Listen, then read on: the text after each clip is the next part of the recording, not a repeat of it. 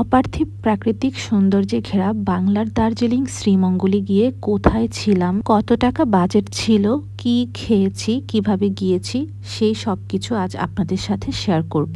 ঢাকা থেকে হানিফের non AC বাসে জনপ্রতি 550 টাকা করে পৌঁছে গেলাম শ্রীমঙ্গলে। সকাল 6টার মধ্যে আমরা শ্রীমঙ্গলে পৌঁছে যাই। বাস স্ট্যান্ডে নেমে প্রথমেই আমরা একটা অটো রিজার্ভ করি, যার ভাড়া সারাদিনের জন্য ছিল 1000 টাকা। সিএনজি বা অটো রিজার্ভ করার সময় ওরা অনেক ভাড়া চাবে, কিন্তু এখানে দরদাম করার অনেক সুযোগ রয়েছে। শহর থেকে প্রায় 40 মিনিট সিএনজি চলার পরে আমরা পৌঁছে গেলাম আমাদের কাঙ্ক্ষিত রিসোর্টে। পাহাড়ের টিলায় সুবিশাল জায়গা নিয়ে অবস্থিত ডলুবাড়ি ইকো রিসোর্ট। ওদের এখানে 3 ক্যাটাগরির রুম রয়েছে। এখন যেটা ভিডিওতে দেখতে পাচ্ছেন এটা হচ্ছে জুম ঘর বা কুড়ে ঘর, যার ভাড়া ছিল মাত্র 2100 টাকা। প্রতিটি কটেজের মাঝখানে বেশ ভালোই দূরত্ব ছিল, যাতে প্রাইভেসি পাওয়া যায়। এখন যেটা দেখতে পাচ্ছেন এটা হচ্ছে ওদের এসি রুম, যেটার ভাড়া ছিল 3500 টাকা। আমরা যেটা চুজ করেছিলাম এটা হচ্ছে উডেন বাংলো কটেজ, যেটা থেকে সব থেকে সুন্দর ভিউ আর রুম ইন্টেরিয়রটা ছিল অসাধারণ। আর আমাদের এই উডেন কটেজের ভাড়া পড়েছিল 3000 টাকা। চলুন এবার আমাদের কটেজের ভিতরের ইন্টেরিয়রটা দেখে নেওয়া যাক। রুমে প্রবেশপথের দরজাটি ছিল উডেন গ্লাস ডোর। আমরা ডাবল বেডের একটি রুম নিই, যেখানে 2টি স্ট্যান্ডার্ড সাইজের বেড দেওয়া ছিল। রুম এমিনিটি হিসাবে পেয়ে যাচ্ছিলাম ব্রাশ, সাবান, শ্যাম্পু, 2 লিটারের একটি পানি, আর ছিল 2টি টাওয়েল। রুমের ভেতরে স্ট্যান্ডার্ড সাইজের একটি মিরর, যেটা আমার খুবই ভালো লেগেছে। রুমে পর্যাপ্ত স্পেস হওয়াতে কর্নারে একটি সোফা, টেবিল, একটি কেবিনেট ছিল, আর এটা ছিল ওদের ব্যালকনি ভিউ। ব্যালকনিতে ছিল পর্যাপ্ত জায়গা, যেখানে বসে অনায়াসেই আপনারা 4-5 জন গল্পগুজব করতে পারবেন, রাতে আড্ডা দিতে পারবেন। আর অসম্ভব সুন্দর সামনের দৃশ্য, ভয়ঙ্কর জঙ্গলে ঘেরা এত সুন্দর পাহাড়ি দৃশ্য, যা দেখে মনোমুগ্ধকর লাগছিল।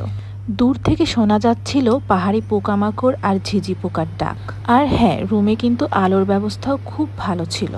ব্যালকনির গ্লাস ডোরটা পর্যাপ্ত বড় থাকায় রুমের মধ্যে অনেক সুন্দর ঠান্ডা শীতল বাতাস ঢুকছিল। যেহেতু আমাদের রিসোর্টের সব ফর্মালিটিস এবং চেকিং করতে করতে দুপুর হয়ে যায়, আমরা সাথে সাথে বেরিয়ে পড়লাম খাওয়া দাওয়ার উদ্দেশ্যে। প্রচন্ড ক্ষুধা লাগাতে আমরা আমাদের রিজার্ভ অটোতে করে চলে গেলাম টি ভ্যালি রেস্টুরেন্টে। টি ভ্যালি নিয়ে আমার আগেও একটা ভিডিও করা ছিল, যেখানে আমি আমার খাবারের সকল বর্ণনা দিয়ে দিয়েছি। তবুও আবার বলে দিচ্ছি, এই সব খাবার কিন্তু ছিল 500 টাকার মধ্যেই। তো এখান থেকে আমরা ঘোরাফেরার উদ্দেশ্যে চলে গেলাম গলফ মাঠের দিকে।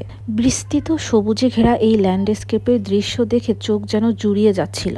ফেরার পথে দেখছিলাম চা বাগানের পরিশ্রমী মানুষের গল্প। তাদের মাথায় যে কাপড়ের বড় পুটলি দেখছিলেন, এটার মধ্যে শুধুই চা পাতা আর চা পাতা। তো এখান থেকে চলে যাচ্ছিলাম আমরা 7 রঙের চা খেতে।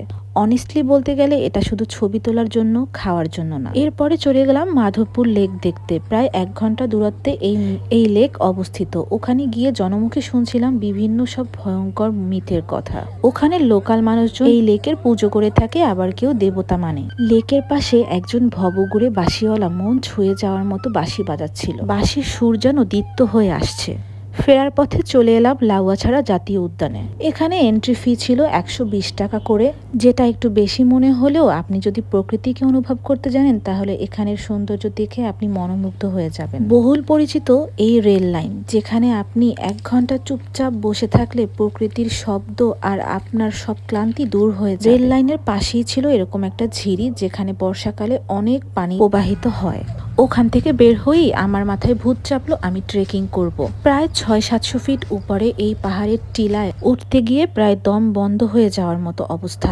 শেষমেশ উপরে উঠতে পেরে যখন এই দৃশ্যটি দেখি, বিশ্বাস করুন আমি বাকরুদ্ধ হয়ে শুধু বলেই যাচ্ছি, সুবহানাল্লাহ, এত সুন্দর আল্লাহর সৃষ্টি। আমার উপরে ওঠা সার্থক হলো। এখান থেকে কিভাবে নেমেছি তা নাই দেখাই। রাতে রিসোর্টের পরিবেশ শান্ত শীতল একটা ওয়েদার, সাথে শুনতে পাচ্ছেন ঝিঝি পোকার ডাক। আমাদের চোখে কোনো ঘুম ছিল না। এত সুন্দর পরিবেশ রেখে কি করে ঘুমাই বলুন? জ্যোৎস্নার আলো আমাদের রিসোর্টকে ঘিরে ফেলেছে। চায়ের কাপে চুমুক দিয়েই শেষ হচ্ছিল আমাদের রাত।